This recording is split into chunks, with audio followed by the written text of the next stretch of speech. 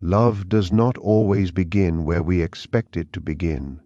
It does not always arrive through touch, confession, or presence. Often, it begins in silence, in repetition, in the quiet persistence of a single person who returns to the mind without invitation. You may try to dismiss it as imagination, habit, or longing, but the inner world is not wasteful.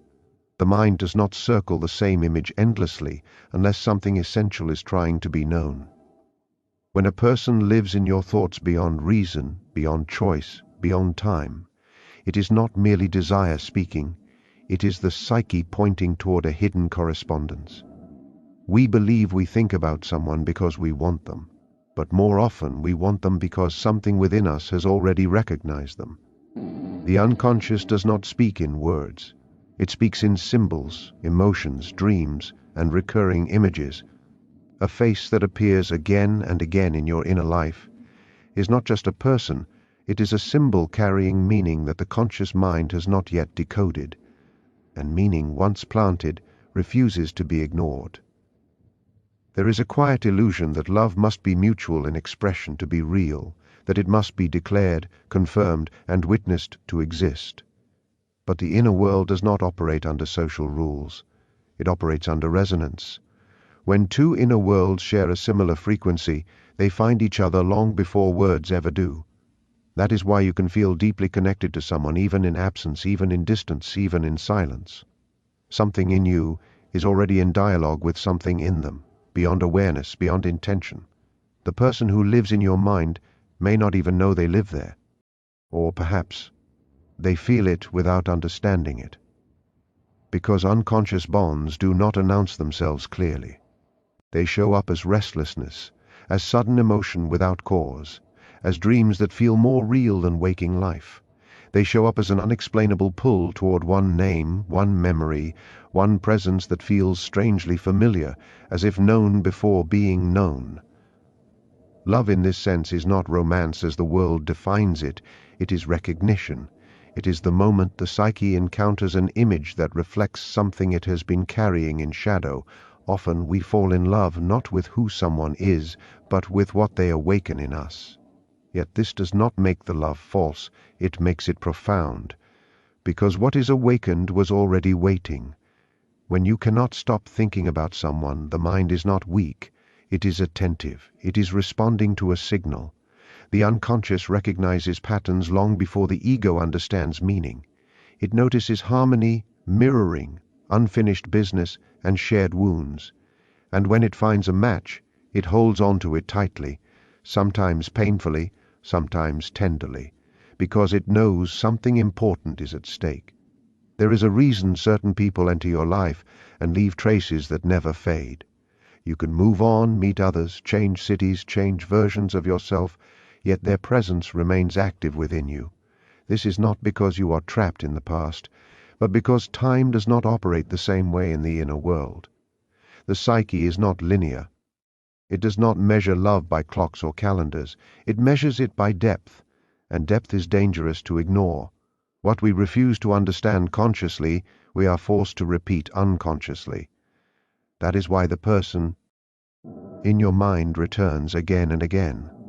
Not to torment you, but to invite you into awareness, to ask a question you have not yet answered, to reveal a part of yourself that only emerges in relation to them. Sometimes the person in your mind is carrying your unlived life. Sometimes they represent courage you have not yet claimed, tenderness you have not yet allowed, vulnerability you have not yet embodied. Loving them feels overwhelming because it is not only about them. It is about who you become in their presence, even if that presence exists only internally for now. There is also a quiet truth we resist. Love does not always seek union. Sometimes it seeks transformation. The unconscious may bind you to someone not so you can possess them, but so you can grow through the longing itself. The ache, the waiting, the unanswered questions all shape the soul. They carve space within you. They teach patience, humility, and depth. And depth is the true purpose of love. But do not mistake this for fantasy. Fantasy is shallow and easily replaced. What lives in the unconscious is persistent and demanding. If the image of someone survives reason, distraction, and time, it is not fantasy. It is a psychological fact, and psychological facts carry weight whether we like them or not. The idea that the person in your mind may love you too is not as mystical as it sounds. When two people occupy each other's unconscious, the bond often exists beneath awareness on both sides. One may feel it as longing, the other as confusion, another as sudden emotion they cannot place. Love does not always appear as clarity. Sometimes it appears as disturbance. We assume that if someone loves us, they will know it clearly. But the unconscious does not work with clarity. It works with pressure. It nudges, disrupts, repeats, insists. And often people resist what they feel most strongly because it threatens the identity they have constructed. To love deeply is to risk change, and the ego is always afraid of change. That is why silence does not mean absence of feeling, distance does not mean indifference, and lack of confession does not mean lack of love. Many people carry profound love they have never named. Some are not ready. Some are not aware. Some are afraid of what loving you would require them to become. So when the person in your mind remains, when they return in quiet moments, when they surface in dreams or sudden memories, do not rush to judge yourself. Do not reduce it to weakness or illusion. Ask instead what part of you is speaking through them. What truth is trying to be integrated?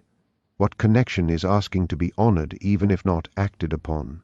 Love that lives in the mind is not imaginary. It is psychological reality.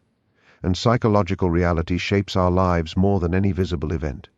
It determines who we choose, what we avoid, what we repeat, and what we are drawn toward without explanation.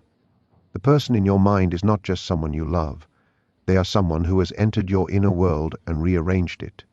They have touched something essential. And when that happens, the bond does not dissolve easily. It waits, it watches, it transforms you slowly from within. Because love, at its deepest level, is not about possession or outcome. It is about encounter. It is about two inner worlds recognizing each other across silence, across distance, across fear. And when recognition happens, it leaves a mark that cannot be erased, only understood, integrated, and carried forward as part of who you are becoming, as part of the self that is still unfolding, still listening, still responding to the quiet knowledge that the person in your mind is not there by chance, not there without reason, not there alone, but connected through unseen threads of meaning, longing, and unconscious dialogue that continues to move beneath the surface of awareness, shaping dreams, shaping choices, shaping the inner landscape where love exists before language, before certainty, before permission, in the space where the psyche whispers what the ego has not yet dared to say, where the feeling remains alive, unresolved, unfinished, still reaching, still waiting, still speaking in silence as if something essential is trying to emerge, trying to be seen, trying to be met, trying to become conscious through you as you carry the presence of the one who lives in your mind and continues to live there because something within you and something within them has not yet stopped listening, has not yet let go, has not yet completed the movement toward understanding, toward recognition, toward the moment when what is unconscious begins to surface, and the love that has been felt but never spoken continues to exist in the only place it could survive, within the depths of the mind where meaning is born, and where the bond remains unfinished, alive and quietly unfolding, as if waiting for the moment when it can finally be understood as what it has always been, a connection that did not need words to begin and does not yet know how to end.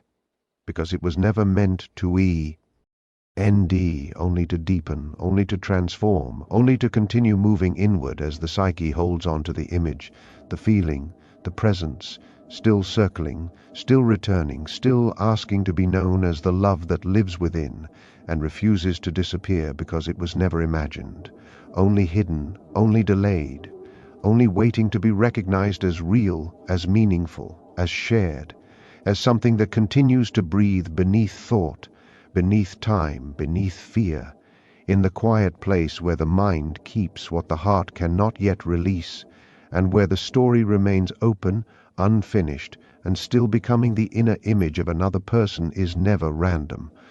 The psyche does not invent without purpose. When someone settles into the mind and refuses to leave, they become more than memory. They become an inner figure, an active presence shaping thought, emotion, and perception. This inner figure does not behave like imagination. Imagination fades when attention shifts.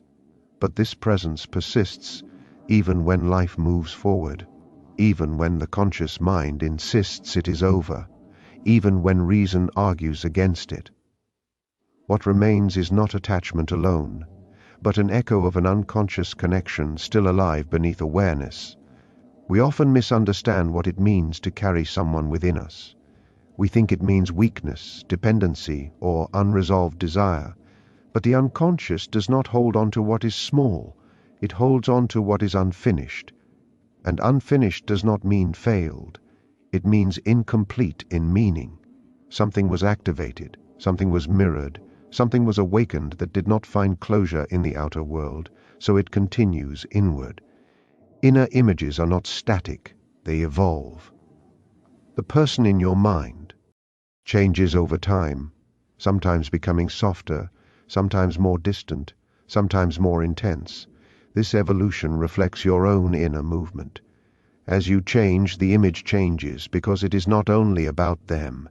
It is about the dialogue between who you were when you encountered them and who you are becoming now. There is a hidden reciprocity in unconscious bonds. Even when two people do not speak, something passes between them on a level deeper than language. This is why you may suddenly feel emotion without cause, think of them at unexpected moments, or sense closeness without contact. The unconscious is not bound by distance. It responds to resonance. When two inner worlds are attuned, they continue to influence each other silently. Love that exists unconsciously often expresses itself indirectly. It may appear as avoidance, confusion, resistance, or fear. Many people do not recognize love when it threatens their constructed identity. To love deeply requires surrender, and surrender dissolves familiar structures. So the psyche may hide love from consciousness as a form of protection, allowing it to exist in symbols, dreams, and inner images instead. The person in your mind may represent something they themselves are not aware they carry for you. People often project their unlived emotions onto others without realizing it. What you feel as longing, they may feel as restlessness. What you feel as devotion, they may feel as disturbance. Love does not always wear the same face in two people, but it may still be the same energy moving through different forms. Unconscious connection does not seek explanation. It seeks expression. And when expression is blocked outwardly, it earns inward. That is why inner images become vivid. They begin to speak through imagination, through fantasy that feels too real to dismiss, through emotional reactions that seem disproportionate. These are not signs of illusion. They are signs of psychic pressure. We are taught to trust only what can be confirmed. But the psyche operates beyond confirmation. It trusts pattern, repetition, and emotional truth. When someone becomes a recurring presence in your inner life, the psyche is signaling significance. It is asking you to pay attention not necessarily to the person, but to what the connection reveals about your inner structure. Sometimes the person in your mind carries your shadow, the parts of yourself you have not yet integrated. They may embody traits you admire, fear, or desire to become. Loving them feels powerful because it brings you closer to these hidden aspects, but it also feels threatening because integration requires change. The unconscious bond remains alive until this inner work is acknowledged. There is also the possibility that the bond exists independently of projection, that two people have genuinely touched each other's inner world. This happens when emotional depth is met, even briefly. A single moment of recognition can create a lasting inner connection. The psyche does not forget encounters that reveal truth. It preserves them carefully, returning to them again and again. Love in the unconscious does not demand outcome. It exists as process. It shapes character, sensitivity, and perception. It makes the inner world richer, deeper, more complex. Even pain within this kind of love is meaningful. It stretches the soul. It expands emotional capacity. It teaches endurance and humility. The tragedy is not that some loves remain unspoken. The tragedy is that we dismiss them as unreal. What is unconscious is not unreal. It is simply not yet conscious, and what remains unconscious continues to influence life from behind the scenes. Choices, attractions, aversions, and longings are all shaped by these unseen bonds. The person in your mind may never become the person beside you, but their presence within you may shape every love that follows. They may teach you how deeply you can feel, how strongly you can attach, how profoundly you can recognize another soul. They become a reference point, an inner standard, a silent measure of depth. Unconscious love is patient. It does not rush resolution. It waits until the psyche is ready to understand what it has been carrying. Sometimes that understanding arrives as acceptance, sometimes as release, sometimes as renewed connection, but always as transformation. To say that the person in your mind loves you is not to claim certainty of their conscious feelings. It is to acknowledge the reality of shared inner movement. Something has crossed between two inner worlds. Something has been registered beyond choice. And once registered, it does not vanish easily. The unconscious does not lie. It may confuse, distort, and delay, but it does not invent meaning where there is none. When love exists there, it exists because something real was felt, something real was exchanged, even if briefly, even if silently, even if incompletely. What remains in the mind is not a mistake, it is a message, and the message is not always about union. It is about recognition, depth, and the quiet truth that some connections do not live in the world of outcomes, but in the world of becoming, where they continue to shape the inner landscape, continue to echo through emotion and memory, continue to influence the way you love, the way you wait, the way you sense another presence, even in absence, because the unconscious bond does not require proof to exist. It only requires meaning, and meaning, once awakened, does not disappear. It remains active, unfinished, alive within the psyche, still moving, still resonating, still unfolding without resolution, without conclusion, without an ending, as the inner image continues to live, not as fantasy, but as a silent echo of connection that once touched something essential and continues to touch it still,